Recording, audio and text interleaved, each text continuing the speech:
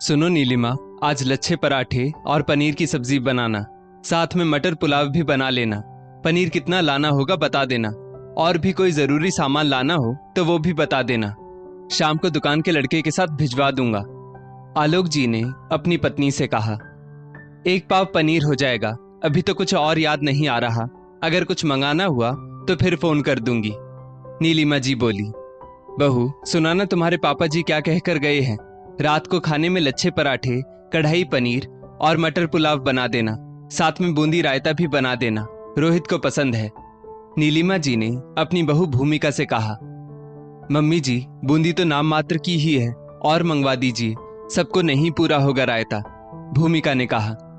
बहू, दोनों आदमियों को हो जाए वही बहुत है, नीलिमा जी बोली। शाम ठीक 6 बजे आलोक जी ने पनीर भिजवा दिया। इस तरह की कोई भी चीज घर आती, जैसे पनीर, खोया या कोई मिठाई, तो नीलिमा जी थोड़ा हिस्सा अलग जगह रख देती।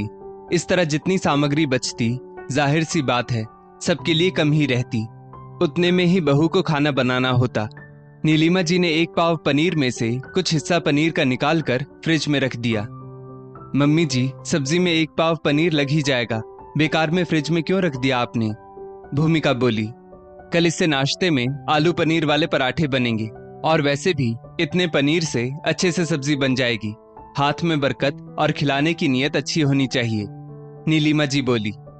आज फिर भूमिका को अंदाजा हो गया कि उसे आज भी पर्याप्त सब्जी नहीं मिलेगी। नीलिमा जी बहू को खाना बनाने को पर्याप्त सामान नहीं देती थी।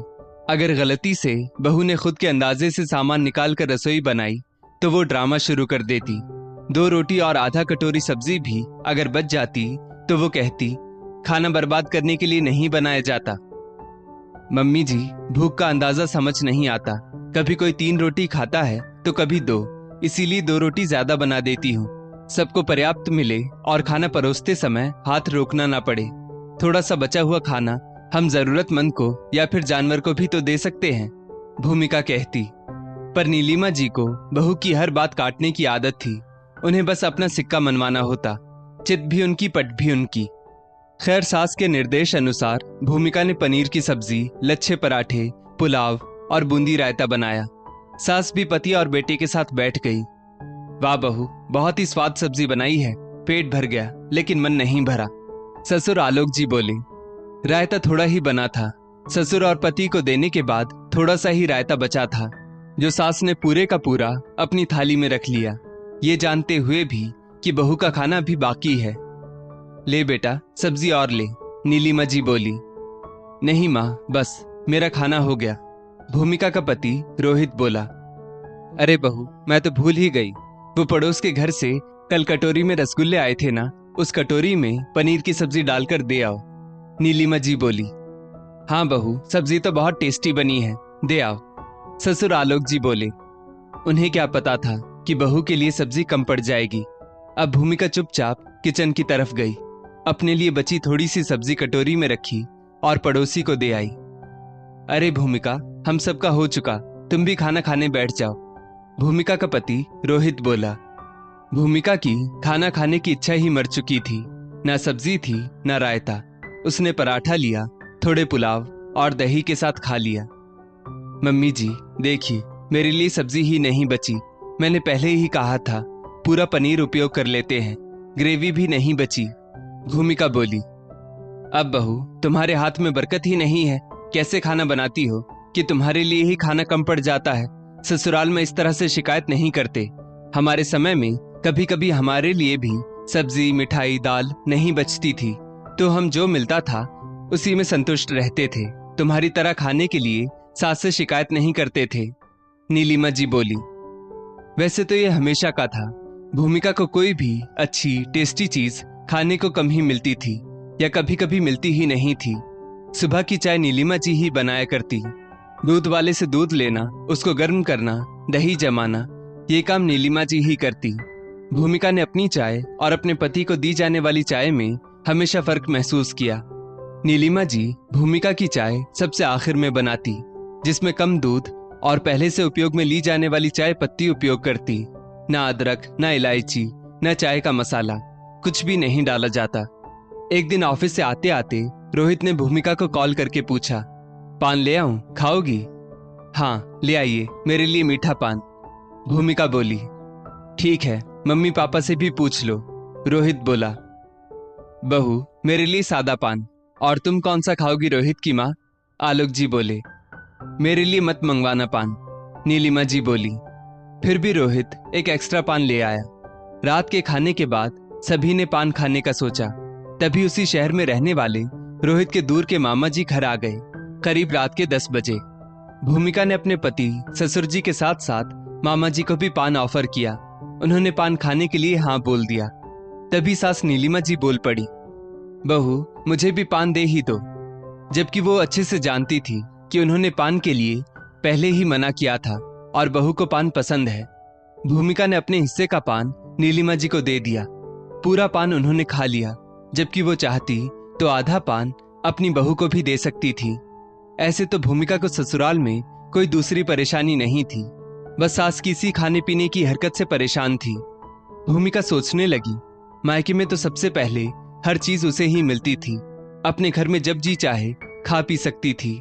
यहाँ ससुराल में खुद ही सारा खाना बनाने के बाद भी पूरा कंट्रोल सासू माँ का ही है। उनकी परमिशन के बगैर वो अपनी पसंद का कुछ बना भी नहीं सकती। बहू की पसंद को महत्व नहीं दिया जाता। धीरे धीरे भूमिका अपनी सास की प्रवृत्ति समझने लगी। थोड़े दिनों बाद नीलिमा जी की बचपन की सहेली गीता जी का उनके घर आना हुआ। और आज कैसे याद किया अपनी सहेली को? नीलिमा जी बोली।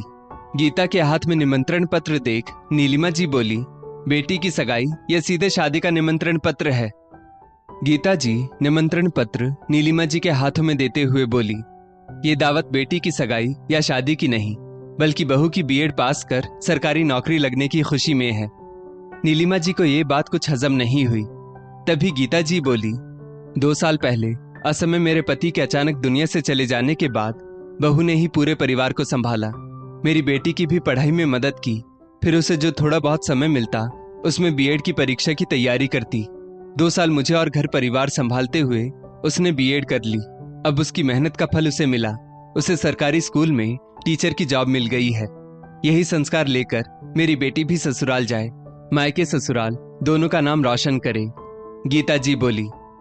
हाँ हाँ, हम जरूर आएंगे बहू को शुभकामना देने, नीलिमा जी बोली। दोपहर के खाने का वक्त हो गया था, इसीलिए नीलिमा जी ने अपनी सहेली की भी थाली परोसने के लिए कहा। वैसे भूमिका को भी घर आए मेहमानों की आवभगत करना पसंद था। भूमिका, गीता मौसी को घर का ही सदस्य समझो। तुमने सब्जी और जो गर्मा गर्म हलवा बनाया है उसका बर्तन यहीं डाइनिंग टेबल पर ही रख दो। नीलिमा जी ने खुद भी 2 कटोरी भरकर हलवा खाया और अपनी सहेली को भी जबरदस्ती खिलाया। बर्तन में पूरी तरह से हलवा खत्म हो चुका था। गीता जी के जाने के बाद भूमिका अपनी थाली लगाने किचन में गई और साथ में 1 कटोरी हलवा भर कर ले आई। ये क्या, हलवे का बर्तन तो यहाँ है जो खाली हो चुका है। ये हलवा तुमने पहले से ही अपने लिए अलग कर रखा था। भला ये घर की बहू को शोभा देता है क्या? नीलिमा जी ने कहा।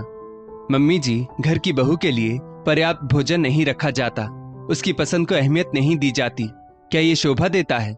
घर में कोई भी चीज बनेगी या बाहर से आएगी, उसे बहू को भी खाने का हक है। बहू के लिए भी हिस्सा रखना चाहिए।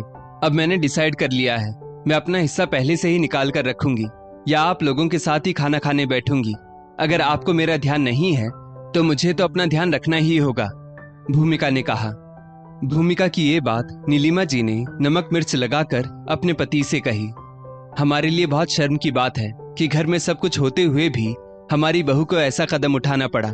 मैं तो बेफिक्र था कि तुम बहू को किसी भी बात की कमी नहीं होने दे रही होगी। भले बहू पराए घर से आई है, पर अब हमारे घर का हिस्सा है। बहू की खुशी का ध्यान हमें ही रखना होगा।